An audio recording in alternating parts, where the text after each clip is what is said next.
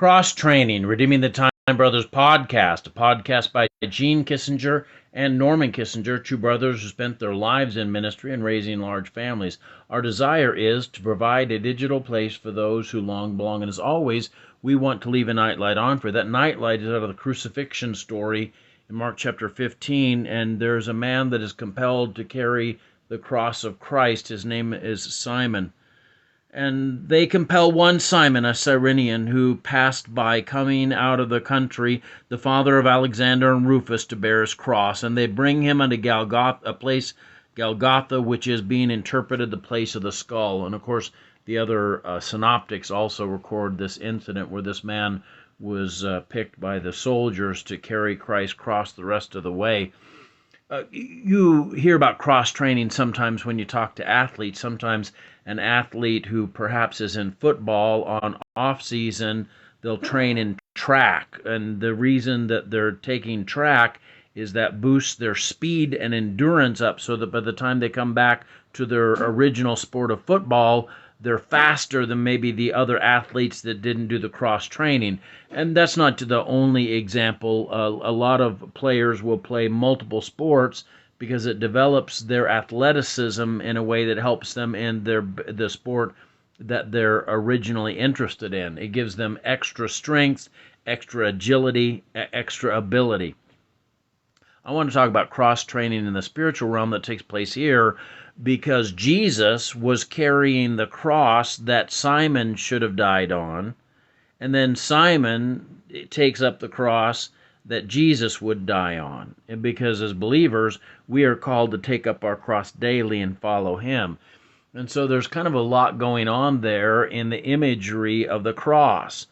Christ's sacrifice on the cross would ultimately issue forth into salvation that would cause this man to get saved. And then when he's saved, he's supposed to take up his cross daily and follow Christ. In this case, there's a literal cross that he carries, but in our case, we also have a cross.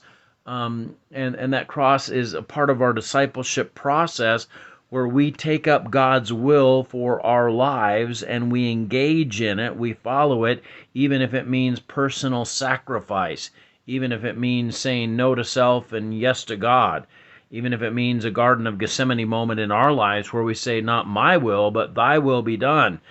And so cross-training is an important element in the spiritual realm. Every day, God wants you to get up and carry the cross that he has for you.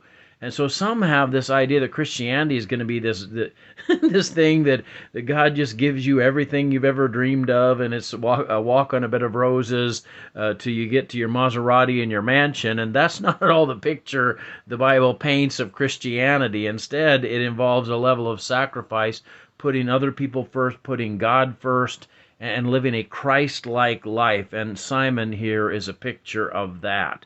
But Christ also carried his cross. Christ died for him so that he could take up his cross and follow him. So it's an amazing thing. Let's pray. Dear Lord God, I thank you for this day. I thank you that there's a double cross carrying going on in this story, and I thank you that I get to be a part of it. Even today in Jerome, Idaho, I can take up my cross daily and participate in this portion of the Easter story. And I can remember that I'm a part of God's eternal kingdom and his plan for the ages. Help me, God, to do my part in my little sphere of influence. In Jesus' name, amen. Hey, God bless you. I love you, but Jesus loves you so much more. Have a great night.